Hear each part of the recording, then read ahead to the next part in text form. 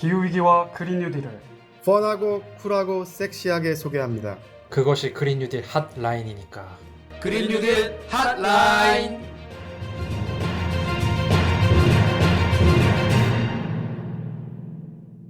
안녕하세요. 기후변화에 대해 한국 정부를 비롯한 각국 정부에서 어떻게 대응하고 있는지 좀 더 깊게 알려드립니다. 네, 안녕하세요. 새로운 정부가 출범했으니 저도 새로운 마음가짐으로 그린 뉴딜 핫라인을 더 열심히 해보겠습니다. 정다운입니다. 네, 안녕하세요. 새로운 정부에 맞춰서 5년 동안 캠페인도 그리고 우리 한라인도 더욱 분발하겠습니다. 양현호입니다. 네, 새로운 정부가 출범하였지만 기존의 팟캐스트 그린 뉴딜 핫라인을 좀 더 홍보하기 위해 열심히 노력하겠습니다. 저희 또 애청자분들께서 댓글 남겨주셨는데 또 마스터 인내님께서 1000캐시 소중한 후원과 함께 또 댓글 남겨주셨는데 한번 연호쌤 한번 소개해 주실까요? 네, 마스터인네님께서 그린피스 팟캐스트를 초창기부터 들어왔는데 이번 팟캐 녹음에서 제 닉네임을 언급해 주시니 영광스럽고 기쁘네요.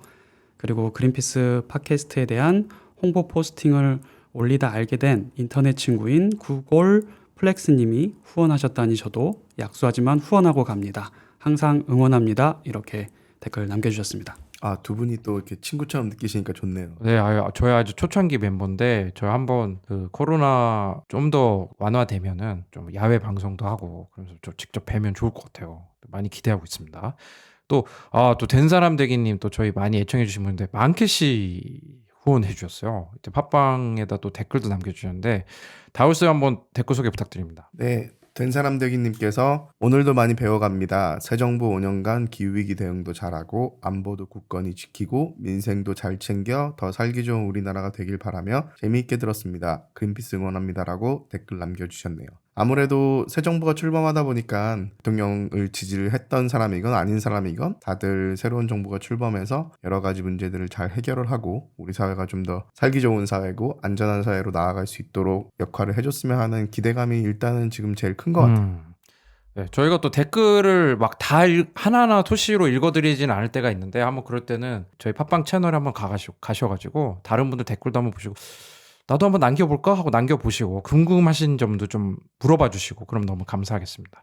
네, 오늘도 이제 기후위기에 대한 각국 정부의 대응 방안이나 역대 한국 정부의 에너지 정책을 비교해서 이야기를 해볼 예정이니까 끝까지 함께 해주시면 감사하겠습니다. 광고 듣고 메인 소식 전하도록 하겠습니다. 그린피스 자원봉사를 만나고 자원봉사가 재밌어졌다. 그린피스 자원봉사 함께하고 좋은 변화가 시작됐다. 플라스틱 제로 해양보호부터 기후위기 대응까지 그린피스 자원봉사자는 환경보호 메시지를 널리 알리기 위한 다양한 캠페인을 함께 만들어갑니다. 지구를 위한 긍정적인 일을 시작하고 싶으시다면 지금 바로 검색창에 그린피스 자원봉사를 검색해 자원봉사자로 등록하세요. 네, 오늘은 이제 그 역대 그 정부들의 좀 기후위기 에너지 정책을 비교해보고 이제 윤석열 대통령 정부의 이제 에너지 정책 어떻게 될 것인가, 기후위기 대응은 어떻게 될 것인가 좀 예상을 해보려고 하는데요. 그 전에 저희가 한 각국 정부의 소식을 알려준다고 해놓고서는 너무 좀 안 알려줬던 경향이 있는 것 같아가지고 그런 소식도 몇 개 가져왔는데 우선 이제 새로운 정부가 시작돼서 이제 새로운 이제 다짐들을 하셨는데 기후변화 정책에 좀 변화가 없을 수도 있겠다라는 또 이제 소식이 좀 있어가지고 좀 소개를 한번 하려고 갖고 왔는데 그 김효은 외교부 기후변화 대사님이 계신데 이분이 이제 덴마크 정부의 등에서 주관한 회의에서 이제 세계 10위권 경제 대국이자 글로벌 중추국가로서 한국은 기후변화 대응 및 글로벌 탄소 중립 달성을 위해 국격에 걸맞은 기여를 적극 지속해 나갈 예정. 그리고 2030 국가 온실가스 감축 목표를 지속 이행하겠다. 이런 사인을 주셨는데 정부가 이제 좀 저희가 바뀌면 좀 우려를 했던 점이 후보 시절에 약간 NDC를 조금 더 경제나 이런 산업 쪽에 유리하게 완화하겠다. 사실 그것도 잘못된 설명인데 그쪽 유리하지가 않은데 그죠? 뭐 어떻게 받아들여야 될까요? 이거 다울쌤. 네, 일단 새로운 정부가 출범을 하면서 문재인 정부 때 수립했던 우리나라가 2030년까지 온실가스 배출을 얼만큼 줄여 나갈 것인지 목표를 세웠잖아요. 그 목표는 준수하겠다고 지금 하는 상황이어서 일단 큰 틀에서 그 부분은 다행인 것 같고요. 다만 이제 그린피스에서 지속적으로 말씀을 드렸지만 그 목표 자체가 지금 기후위기를 막기에는 태부족하고 특히나 한국이 그동안 과거에 배출했던 온실가스에 대한 책임과 현재 그리고 앞으로 배출할 온실가스에 대한 책임 및 한국이 이제 세계 10대 경제 대국으로서의 역할까지 고려했을 때 여전히 너무 부족한 목표라서 더 야심차게 가야 되는데 최소한 문재인 정부에서 약속한 목표는 지키겠다 정도의 입장이어서 그린피스는 앞으로 조금 더 윤석열 정부가 더 야심찬 방향으로 나아갈 수 있도록 더 노력을 해야겠죠. 덴마크 같은 경우에는 이제 한국이랑 되게 인연이 깊은 게 일단 덴마크가 기후변화 대응이라든가 에너지 전환 부분에서는 전 세계에서 정말 손꼽히게 잘하는 국가 중에 하나고요.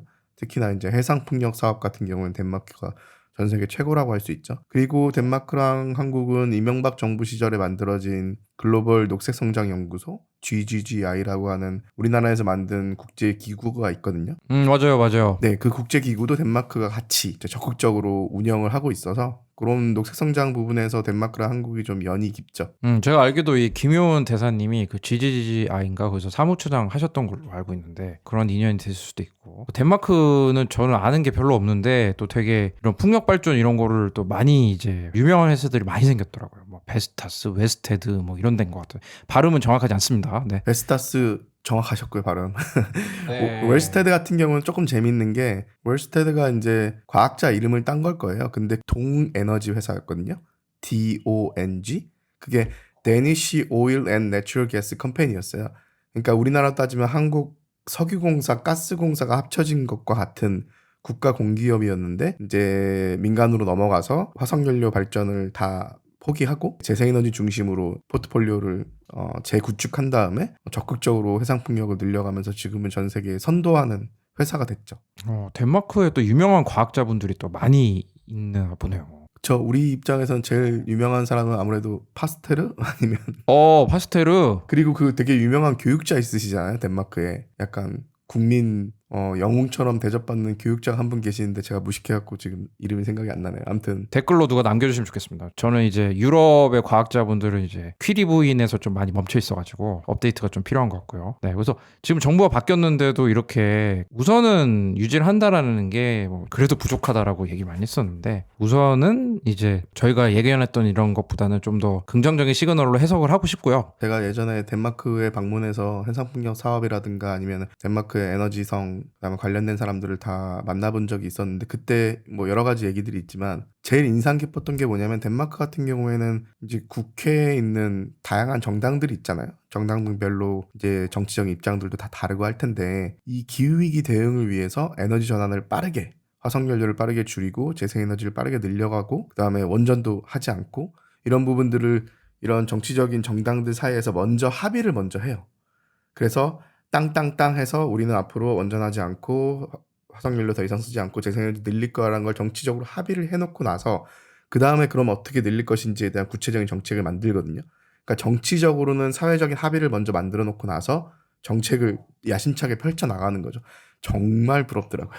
우리 경제가 지속 가능한 발전을 해 나가기 위해서 우리 산업의 경쟁력을 위해서 너무나 중요한 문제라서 사실 지난 문재인 정부 때 에너지 문제가 정쟁의 중심으로 떠오른 거는 있었던 팩트니까 이번 윤석열 정부에서도 또다시 그런 것들이 반복될 여지가 크거든요. 이제는 민주당, 더불어민주당 같은 경우가 이제 공세 입장에서 윤석열 정부의 기후에너지 정책을 계속 또 비판을 하겠죠. 근데 그러면 결국에는 국민들이 이제 피해자가 되지 않을까. 그리고 정치권들도 다 피해자가 되겠죠. 기후위기로부터 우리 모두가 자유로울 수가 없으니까. 그런 부분들이 이번 정부 하에서는 좀 개선이 됐으면 좋겠다는 바람도 가져봅니다. 또 이제 또 제가 재밌는 또 소식을 또 하나 갖고 왔는데 이제 캐나다 이제 부총리인 크리스티나 프리랜드 이분이 지금 대한민국도 예산 때문에 말이 많잖아요. 어떤 정책을 할 수 있다 없다 예산안이 뭐 급하다 아니다 뭐 항상 얘기가 많은데 캐나다의 경제 성장과 더 나은 삶을 위한 계획이라는 걸 주제로 예산을 발표했는데 600억 캐나다 달러인데 이게 그 600억 캐나다 달러면은 우리나라 돈은 얼마 정도 되나요? 60조죠. 네, 60조인데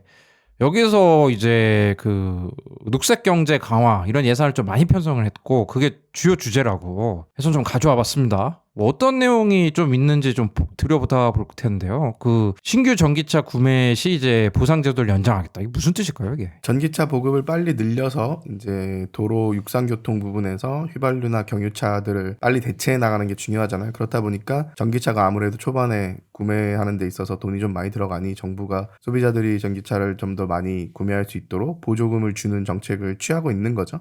우리나라도 지금 하고 있고요. 우리나라도 전기차를 구매하게 되면은 국가 보조금이 있고 지자체에서 주는 보조금이 있는데 예전보다는 지금 좀 줄었어요. 그러니까 저나 지금 연호쌤이나 둘 다 전기차를 타고 있는데 저희가 구매할 때는 더 많았었는데 지금은 연간 조금씩 줄고 있지만 여전히 그래도 한 600만 원에서 한 900만 원 사이 정도를 지자체 따라서 다르지만 국비, 지방비 포함해서 그 정도를 한국에서도 보조를 받을 수 있죠. 연호쌤은 혹시 캐나다를 다녀와 보신 적 있으세요? 네, 저는 한 몇 년 전에 코로나 터지기 전에 한번 여행으로 갔다 온 적이 있는데 그 브리티시 콜롬비아주랑 알버트주 그쪽 두 군데를 갔다 왔었습니다. 되게 자연 경관이 좋죠. 근데 그때 당시 갔을 때만 해도 사실 전기차가 그렇게 많진 않았던 기억이 나요. 왜냐하면은 알버타주가 이제 석유가 나잖아요. 가스가 나고 이런 곳이다 보니까 워낙 그 저렴해서 유류비가 내연기관차들이 거의 다 도로에 있었던 걸로 기억이 납니다. 지금 두 분은 전기차 타시니까 유류비에 대해서 좀 덜 민감하실 수도 있는데 지금 막 리터당 2,000원 막 그렇잖아요.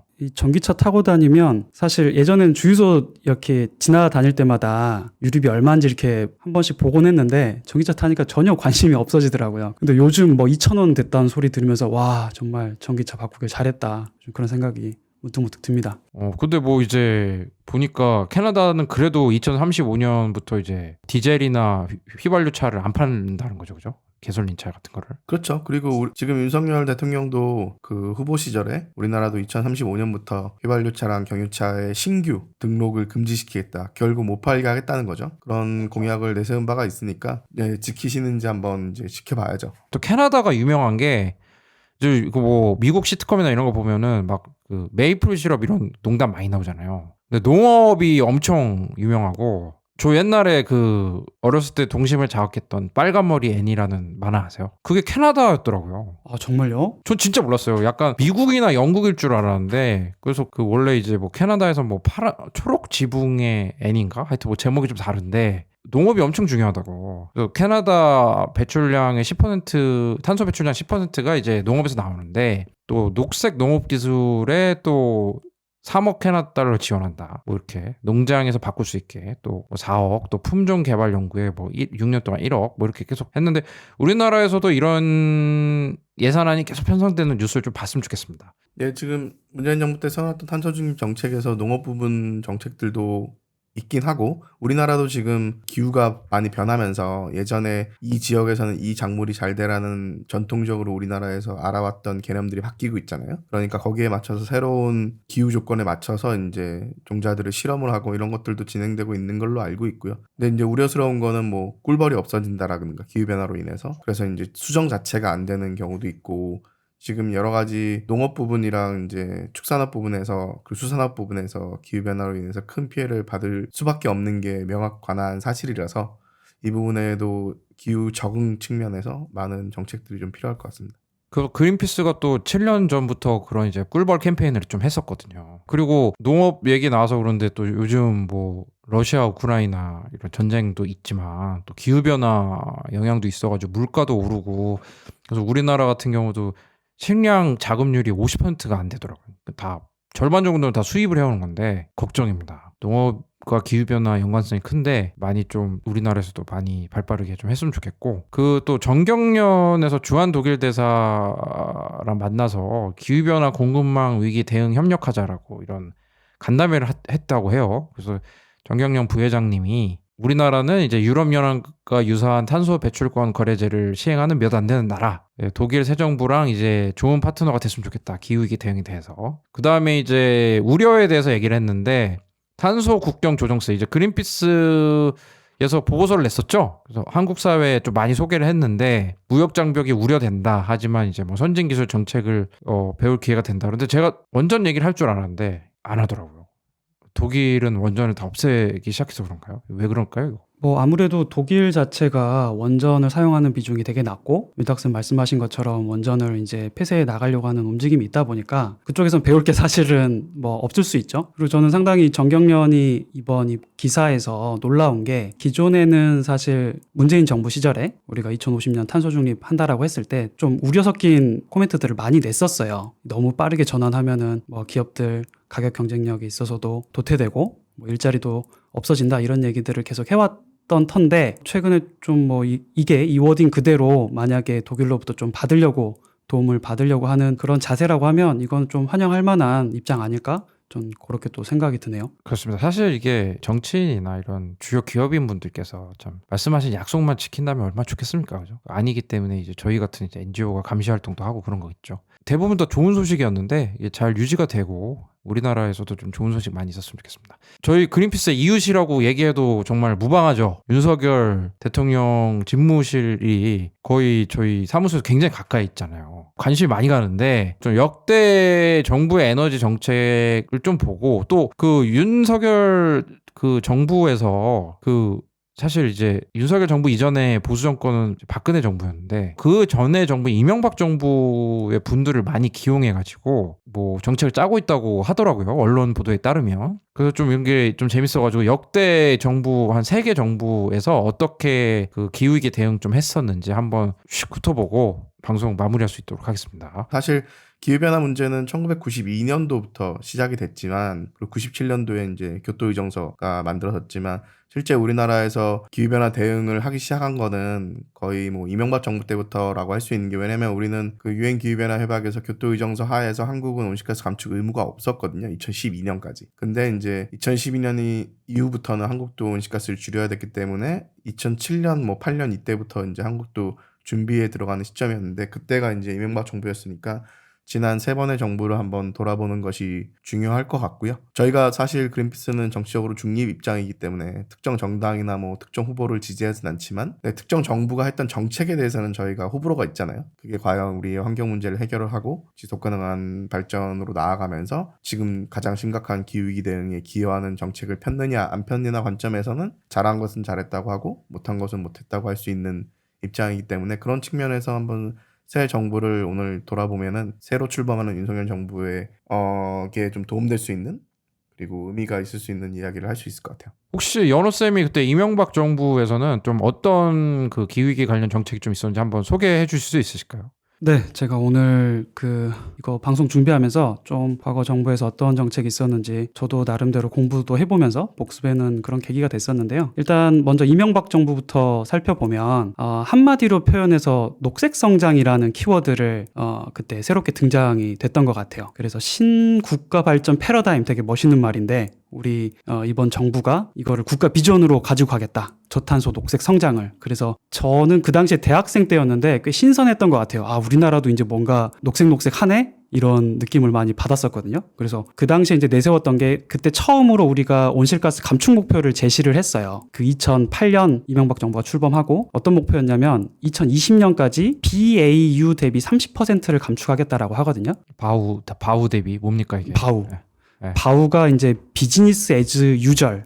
그러니까 우리가 특별하게 온실가스를 줄이기 위해서 뭔가 노력하지 않았을 때 2020년에 우리나라가 배출한 온실가스 총량에서 30%만큼 감축을 하겠다. 이런 목표를 내세웠어요. 그러면 한국이 배출할 수 있는 총량이 5억 4천만 톤 정도가 됐었어요. 그 당시에. 그러면서 여러 가지 뭐 제도적인 기반을 마련을 합니다. 저탄소 녹색성장 기본법을 만들고 그리고 위원회도 하나 만들었죠. 녹색성장위원회. 그리고 또 그 유명한 그 온실가스 배출권 거래제도 이것도 하기 위해서 법적 뭔가 제도도 마련하고 앞서서 윤탁쌤도 말씀하신 그 GGGI 글로벌 녹색성장 기구라든지 녹색 기후기금 GCF 이런 거를 유치하기도 하고요. 그래서 뭐 한마디로 표현하면 꽤 뭔가 그럴듯하게 제도적인 기반을 마련했던 시기가 아닌가 그렇게 이야기할 수 있을 것 같아요. 그래서 이게 녹색과 성장을 붙인다는 게 그때 당시 왠지 녹색을 유지하려면 성장하면 안 될 것 같았는데 그 녹색성장위원회 같은 것도 설치하고 그랬는데 어쨌든 그 탄소 감축 목표도 제시하고 좀 센세이션했던 것 같아요. 근데 실제는 좀 어땠습니까? 뭐 약간 온실가스를 좀 줄이기 위한 정책이 좀 갔는지 방향으로 갔는지. 이명박 정부 때 이제 재생에너지를 좀 늘려보려고 했는데 사실 크게 이제 성과가 없었어요. 그리고 되게 중요했던 게 재생에너지를 늘리려고 하면 초반에 이제 투자 비용이 많이 들어가니까 재생에너지 발전 사업자 입장에서는 그러면 대부분의 국가에서 성공했던 정책이 뭐냐면 발전 차액 지원 제도가 회사어 태양광이나 풍력 사업을 하게 되면 국가가 20년 동안 그 태양광 사업이나 풍력 사업에서 나온 전력을 얼마 프리미엄을 붙여서 고정 가격으로 장기간 사주는 거죠. 그거를 FIT 발전 차액 지원 제도라고 하는데 이명박 정부 때 그 발전 차액 지원 제도를 도입을 했다가 이제 그러면 재생에너지가 이렇게 늘어나기 시작할 거 아니에요? 근데 그 비용이 부담이 되니까 그거를 이제 현재 지금 우리가 하고 있는 RPS 제도라고 해서 이거는 쉽게 설명하면은 발전 사업자들 중에서 좀 규모가 되는 사람들한테 너희들이 하는 발전 사업 중에서 일정 부분을 재생에너지로 비율을 채워라. 못 채우겠으면은 다른 재생에너지 사업자들한테 재생에너지 공급 인증서를 사와서 채워라. 이런 RPS 제도로 바꿨는데 사실 이런 발전 차액 지원 제도가 RPS 제도보다 훨씬 더 효과적이거든요. 근데 이명박 정부 때 그거를 도입했다가 중간에 RPS 제도로 바꿔버리면서 우리나라 재생에너지가 빠르게 확산되는 데 있어서 이제 성공을 하지 못했죠. 그 부분이 아쉽고요. 두 번째로는 이명박 정부 때 민간 발전사들의 그 발전 사업 참여를 이제 허용을 했거든요. 그러면서 동시에 또 석탄 화력 발전소를 대규모 추가 건설을 허용해 줬어요. 그래서 이명박 정부 때 추가로 건설을 허용해 줬던 석탄 화력 발전소들이 결국에는 박근혜 정부, 문재인 정부 거치면서 나중에 다 지어져서 지금 어마어마시한 온실가스 배출량을 내뿜는 원흉이 되고 있거든요.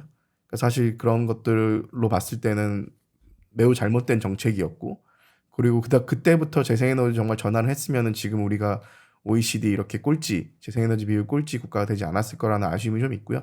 그리고 이명박 정부 때 기억하시는 분들 계시겠지만 클린 디젤 정책이라고 해서 기억을 안 할 수가 없죠. 맞아요. 네. 그 저희 집 샀단 말이에요. 디젤 차 깨끗한 줄 알고. 경유 값이 쌌으니까 그걸 많이 보급을 했는데 나중에 이제 폭스바겐 게이트를 비롯해서 결국에는 클린 디젤이 결국 허구였고 그린워싱이었다는 게 밝혀졌죠.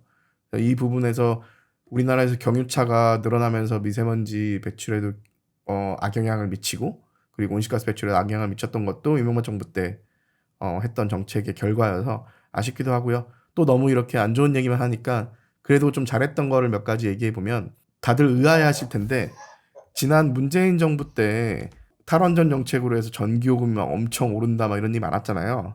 사실 문재인 정부 때 전기요금은 싸졌어요. 그러니까 주택용 전기요금 같은 경우에는 예전에 박근혜 정부 때부터 문재인 정부 때 오히려 더 싸졌거든요. 사실 우리가 전기를 너무 싸게 쓰고 있는 게 좀 문제인데 산업용 전기요금이 예전에 주택용에 비해서 절반밖에 안 됐어요. 반값에 기업들이 쓰고 있었죠. 왜냐하면 우리나라가 자원이 없으니까 최대한 전기라도 싸게 써서 해외 수출을 잘할 수 있도록 이렇게 기업들을 좀 특혜를 주는 제도가 우리나라에 있었는데 그래서 거의 기업들은 반값에 썼거든요. 그 가정에서 쓰는 거보다. 근데 이명박 정부 때 산업용 전기요금을 엄청 올렸어요. 아 진짜요? 법인세는 좀 깎아주고 뭐 그랬겠죠, 그죠? 그렇죠. 그래서 박근혜 정부, 문재인 정부 거치면서 조금 올랐는데 문재인 정부 때는 산업용 전기요금을 한 번도 못 올렸어요. 되게 아이러니한 게 막 탈원전 때문에 엄청 전기요금을 오른 정부로 기억하시는 분들도 있겠지만 사실 문재인 정부 때는 그 프레임에 갇혀서 산업용 전기요금을 건들지도 못했거든요. 근데 오히려 친기업적인 정부라고 평가받는 이명박 정부 때는 전기요금을 엄청 많이 올렸었죠. 근데 사실 전기요금을 그렇게 올려야 되거든요. 왜냐하면 이게 그 전기요금이 유가에 연동되게 돼 있고 우리나라는 그리고 여기에다가 이제 기후요금이라든가 환경요금을 붙여서 그걸로 얻은 그 예산을 가지고 기금을 만들어서 재생에너지 전환이라든가 환경 대응에 쓰는 게 맞거든요. 그래야지 장기적으로는 오히려 사회적으로 비용을 아끼는 방향으로 가는 건데 진보 정부건 보수 정부건 상관없이 전기요금을 올리는 거는 사실 정치인들한테는 매우 인기 없는 정책이잖아요. 국민들이 좋아할 리가 없으니까. 그런 측면에서는 오히려 이명박 정부 때 현실에 맞춰서 전기요금을 인상했던 거는 저는 잘했던 정책이라고 봅니다. 근데 또 이제 들으시는 분들이 오해하실 수도 있는 게 이제 또 상위 뭐 전기 많이 쓰는 또 10개 기업들은 또 뭐 많이 깎아준다면서요. 뭐 가정은 똑같이 내는데 기업 같은 경우에는 싼 시간대랑 싼 계절이 있거든요. 특히나 싼 시간대가 있는데 밤 같은 때 그때 이제 기업들이 많이 쓰다 보니까 산업용 전기요금 평균 가격보다 10대 뭐 기업들 혹은 전력 다소비 기업들 뭐 삼성전자나 LG 디스플레이나 포스코나 이런 기업들은 우리나라 산업용 전기요금 평균보다 10원 정도 적게 쓰죠. 킬로와트 시당. 근데 가정보다 한 10원 정도 더 적게 쓰는 건데 이렇게 고압으로 다량으로 쓰다 보니까 사실 그런 기업들이 가정보다 조금 덜 내는 건 맞아요. 논리적으로는. 근데 예전에는 그게 절반 정도밖에 안 됐었죠. 근데 지금은 거의 비슷하게 내고 있다고 보시면 돼요. 네, 그러면 이제 또 박근혜 정부 때로 이제 또 이제 시간 여행 떠나보면은 그때는 조금 뭐 녹색 성장 이런 슬로건은 없었잖아요, 그죠? 맞아요. 그때는 이제 이명박 정부에서 하던 녹색 성장이 또 박근혜 정부에서는 다른 어떤 핵심 의제로 바뀌죠. 우리가 아주 잘 알고 있고 유명한 창조 경제. 창조 경제 맞다. 맞아요. 기억난다. 네. 그러니까 이명박은 녹색 성장, 박근혜는 창조 경제. 이거는 뭐 맞습니다. 국민들 대부분이 기억하실 거고. 네네. 네. 그래서 좀 더 자세하게 뭐 들어가 보면 사실 이제 녹색 뭐 이런 관련된 저탄소 관련된 부분들은 좀 후퇴한 측면이 없지 않아 있었던 것 같아요. 박근혜 정부 때 우리가 그 NDC 자발적으로 얼마만큼 그 감축할 건지를 이명박 정부에서는 2020년 기준 30%라고 말씀드렸었잖아요. 그만큼 탄소를 줄이겠다. 네, 네. 근데 박근혜 정부에서는 2030년 BAU 기준 37% 감축이라고 했어요. 그래서 사실 수치로 놓고 보면 조금 30에서 37%로 좀 높아진 거 아닌가?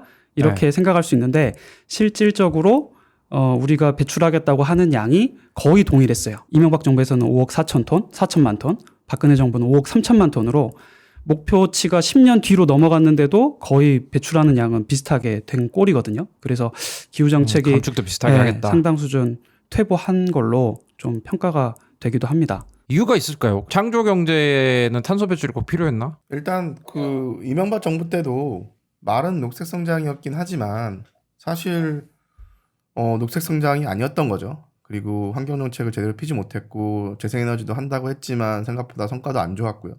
그리고 박근혜 정부 때는 이명박 정부와 같은 당에서 나온 대통령이긴 하지만 차별화시키고 싶어 했고 이런 재생에너지 산업이라든가 아니면은 여러 가지 기후위기 대응을 위한 정책들에 별로 관심이 없었고요. 그냥 기본적으로 국제사회에서 요구하니까 어느 정도 해야 되는 것만 이제 했던 거고, 그리고 이명박 정부나 박근혜 정부 둘 다 목표는 있었지만 그 목표를 둘 다 지키지 않았어요.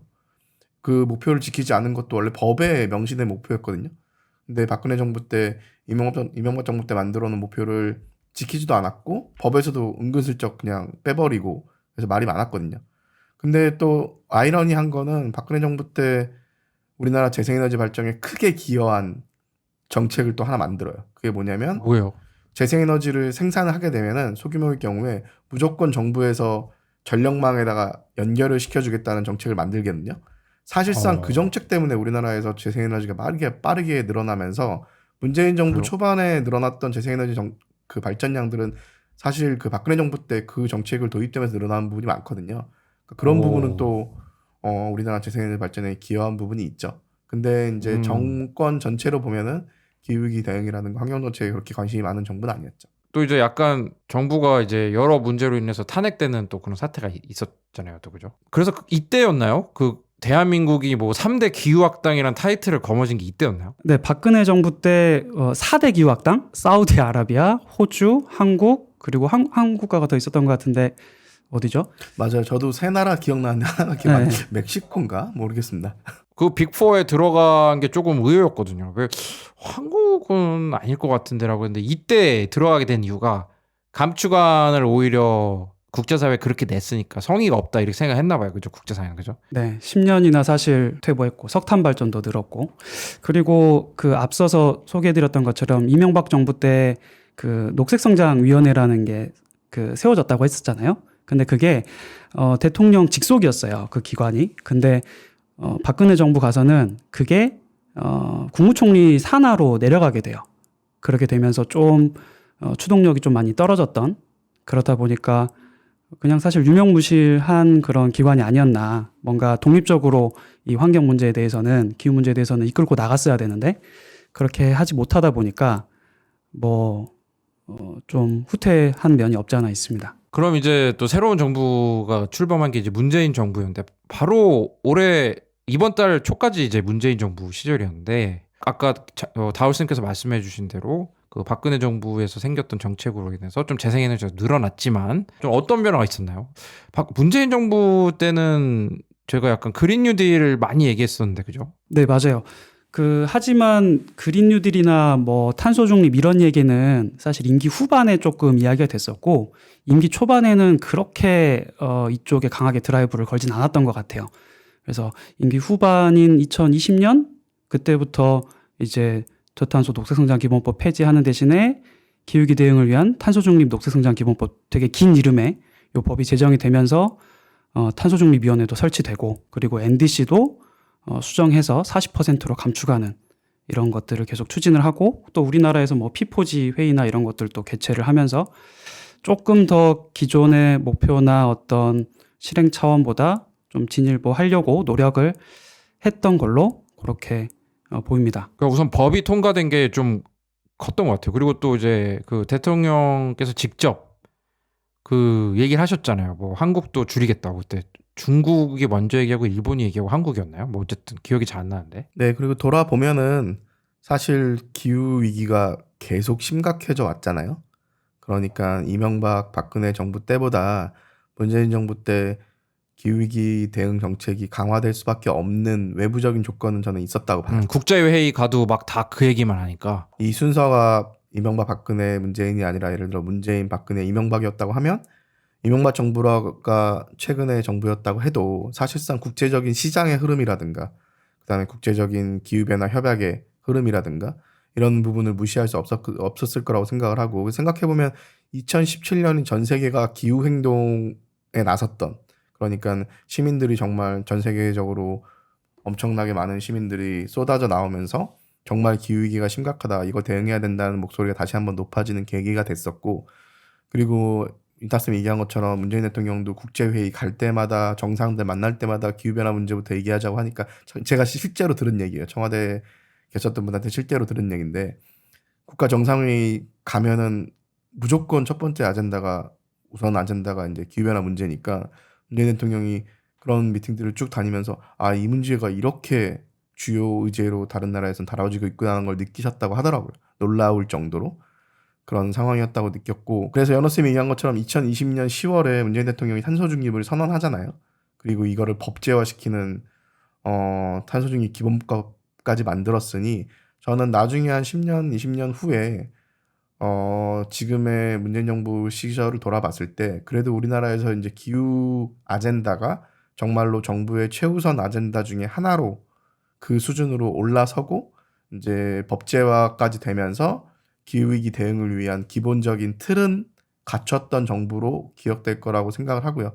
다만 아쉬운 거는 여러 가지 적극적인 정책을 폈음에도 불구하고 실제 이제 성과에 있어서는 재생에너지는 태양광은 정말 빠르게 늘어났는데 풍력 같은 경우는 많이 늘어나지 못했고 목표도 우리나라의 책임과 역할에 비해서는 여전히 낮은 목표이고 물론 사회적인 반발도 있었고 정치적인 공격도 있었지만 그래도 조금 더 적극적으로 기후위기 대응에 나서줬으면 하는 부분도 있었는데 이제 안타깝게도 그렇지 못하고 5년간의 이제 문재인 정부가 마무리됐죠. 이게 기후변화 정책은 아무래도 이제 우리나라 내부적인 것뿐만 아니라 국제적으로 이제 서로 모니터링하고 있는 거긴데도 불구하고 좀 약간 좀 부침이 있었던 것 같아요. 뭐 좀 왜 그랬을까요? 아무래도 같은 보수 정권끼리에서도 좀 그런 게 있었고 많이 좀 하긴 하는데 그러니까 우리나라랑 이제 다른 이제 나라랑 좀 비교를 했을 때 좀 영국 같은 경우는 좀 많이 진행이 됐다고 하는데 뭐 어떻게 똑같이 12-13년을 보냈지만 영국과 한국에서는 기후변화 정책과 관련해서 좀 뭐 정부가 바뀌더라도 좀 어떤 그 차이가 있었는지 혹시 연호쌤 한번 소개 좀 부탁드립니다. 예.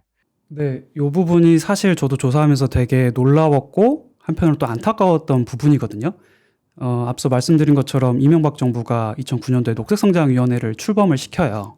그리고 관련법도 제정하고 그리고 영국도 2008년도에 비슷한 기후변화법을 또 통과시키면서 또 위원회도 만들어요. 어떻게 보면 이명박 정부나 영국이나 비슷한 시기에 어떤 제도적 기반을 마련하고 커뮤니티를 만들었던 거죠. 출발은 이렇게 둘 다 야심차게 했는데 결과가 완전 그 나중에는 극과 극으로 가는 그런 양상을 보이게 돼요. 영국은 지금 꽤 많은 그 온실가스를 감축을 시켰잖아요. 그리고 재생에너지로 훨씬 더 가려고 노력을 하고 있는. 석탄은 거의 퇴출시켰죠. 그렇죠. 네, 되게 야심차게 행동하고 있는데 그래서 앞서 제가 한번 말씀드린 것처럼 영국은 이 독립기구로 운영을 했어요. 이 기후변화위원회를. 근데 우리나라는 대통령 직속으로 하다가 국무총리 산하로 갔다가 뭐 이런 부침을 겪게 되고 또 예산 같은 것도 확실히 규모가 차이가 많고 또 상근 위원들도 우리나라는 비상근이에요. 회의 있을 때만 잠깐 가서 이야기하고 논의하는 구조인데 영국은 위원들을 다 상근을 시켜서 자체적으로 하게끔 그리고 어떤 정부가 들어서더라도 이 위원회는 외부 영향을 받지 않고 묵묵히 앞길을 가는 그런 이제 독립성을 보장을 받았거든요. 이 위원회 위원들이 상근과 비상근이라는 건 정말 엄청난 그렇죠. 차이예요.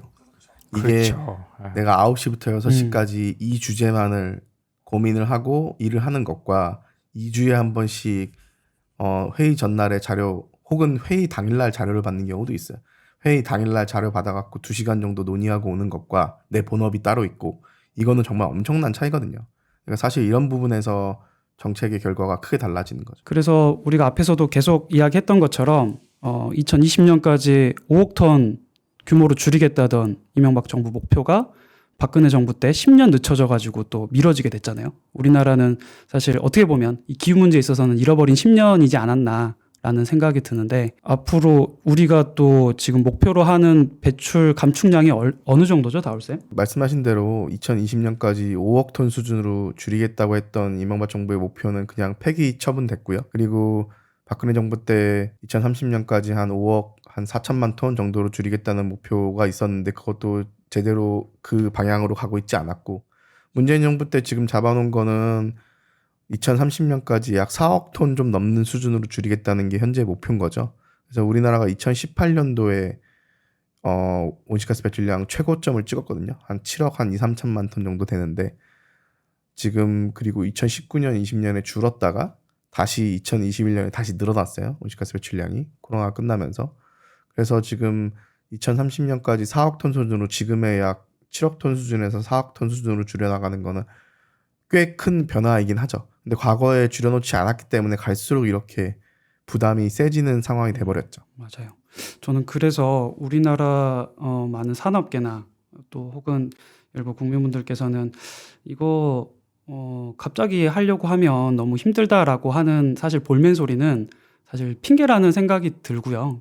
우리가 과거 10년 전부터 이거를 꾸준히 조금씩 우리가 할 수 있는 만큼 계속 줄여왔다라고 하면 이렇게 부담스럽지는 않지 않았을까 저는 그런 생각이 듭니다. 그렇다면 이제 저희 또 새로운 이웃이잖아요. 또 윤석열 정부와 정치권에다가 조금 이런 실패를 반복하지 않도록 우리가 좀 뭔가 그 공짜로 좀 조언을 해준다면 또 어떤 게 있을까요? 이게 당장 그 지금 윤석열 정부에서 이야기를 하는 게 NDC를 너무 급하게 줄이게 되는 거는 산업계에 지장이 있다. 그리고 산업계와 충분히 협의가 되지 않았다. 이런 얘기를 하잖아요.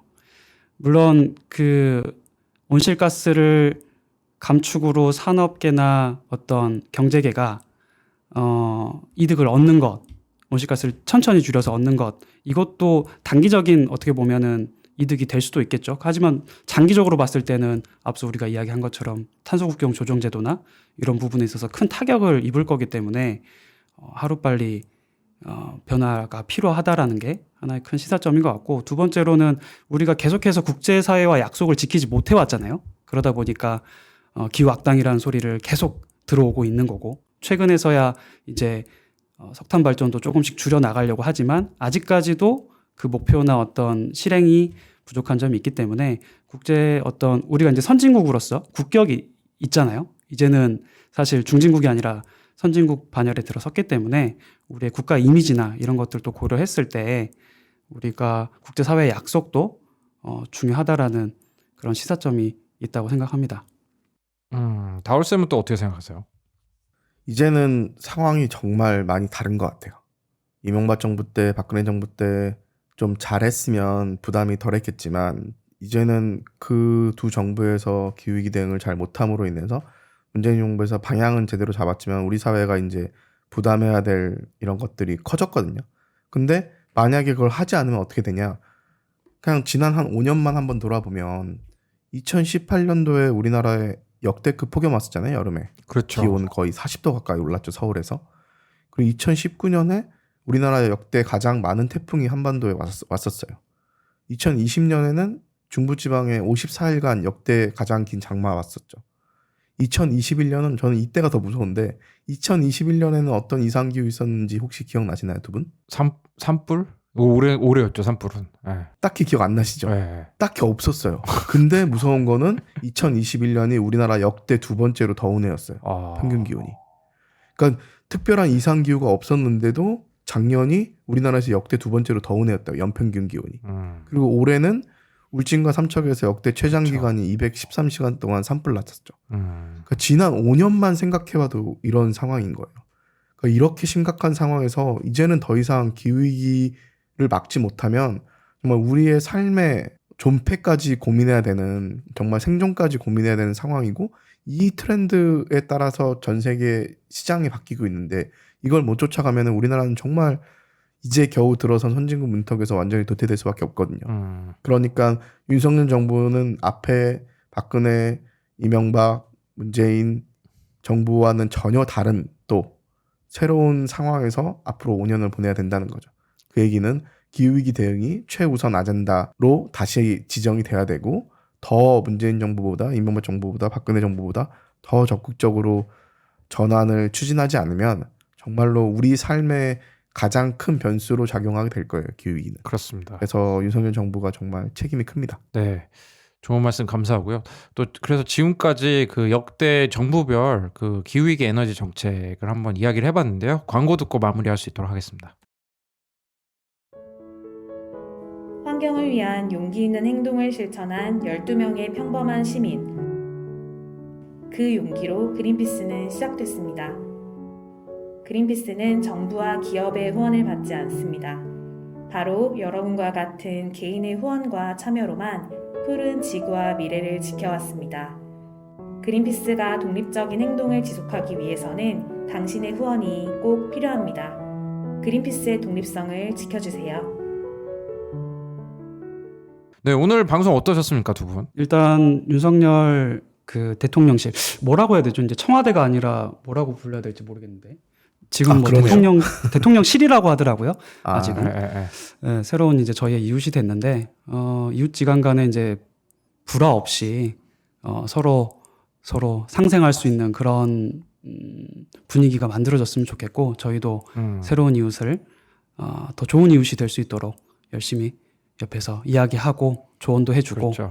그런 네. 역할을 하도록 하겠습니다. 뭐 잘 들어주시면 좋을 것 같아요, 그죠? 네. 다울쌤 진짜 아까 진짜 정말 우린 위기고 심각한 상황이라고 말씀해 주셨는데 개인적으로 또 어떤 기대감이 좀 있으신지 좀 궁금해요, 새 정부에. 저도 사실 이명박 정부 전부터 이 문제, 환경 문제나 기후 문제에 관심을 가지고 활동을 했던 개인적인 측면에서도 지난 3번의 정부를 돌아보니까 너무 아쉬웠던 장면들이 많은 거죠. 잘할 수 있었는데 정말 그때 바뀔 수 있었는데 이런 아쉬운 감정들이 많고요. 근데 이제는 정말로 미룰 수 없는 너무 심각한 위기로 기후위기가 우리의 삶에 이미 들어와 버린 상황에서 윤석열 정부가 정말 잘했으면 좋겠어요. 조만간 이제 미국의 바이든 대통령도 만나고, 그 다음에 이제 독일에서 있을 G7 회의에도 아마 이번에도 한국이 초청이 될 가능성이 큰데, 나가서 직접 전 세계가 어떻게 돌아가는지 보시면, 아, 정말 이 문제에 대응하지 않으면 우리나라가 기후위기 대응에도 실패해서 전 세계의 공적이 되겠지만 플러스 우리나라 경제도 정말 꼬꾸라지겠구나라는 거를 좀 크게 느끼시고, 정말 앞으로 5년 동안의 기후위기 대응을 위한 우리 사회 전반적인 시스템의 전환, 사회경제체제의 전환을 적극적으로 좀 추진해 주시기를 진심으로 바라고 있습니다. 저도 이제 정부와 정치권이 이 기후 위기 이슈에 관련해서는 조금 좀 손을 잡고 해결해야 될 것 같은데, 그 얼마 전에 그 대통령님이 그 민주당에 그 김치찌개 돼지갈비 소주 한잔 하자라고 제안을 했는데 무산됐잖아요. 퇴근 이후에 하자고. 약간 조금 아쉬운 게 이게 메뉴가 되게 중요하거든요. 저희 집도 외식을 하자고 하면은 뭐 먹으러 가냐고 물어본단 말이에요. 근데 약간 좀 기후 변화에 좀 걸맞은 음식을 갖고 좀 이렇게 메뉴를 세팅해서 좀 하자고 했으면 얼마나 좋았을까. 물론 김치찌개, 돼지갈비 맛있지만 그런 좀 아쉬움이 들더라고. 이렇게 조금. 그래서 대화를 좀 이어 나가서 물론 이제 대화를 이어 나가지 못하는 또 여러 사정이 있겠지만 기후위기 관련해서는 좀 초당적인 그런 게 있었으면 좋겠습니다. 네, 오늘 방송 함께해 주신 다울쌤, 연호쌤 정말 진심으로 감사합니다. 다음 방송에서도 좀 더 알찬 내용으로 찾아뵙도록 하겠습니다. 네, 감사합니다. 감사합니다. 네, 감사합니다.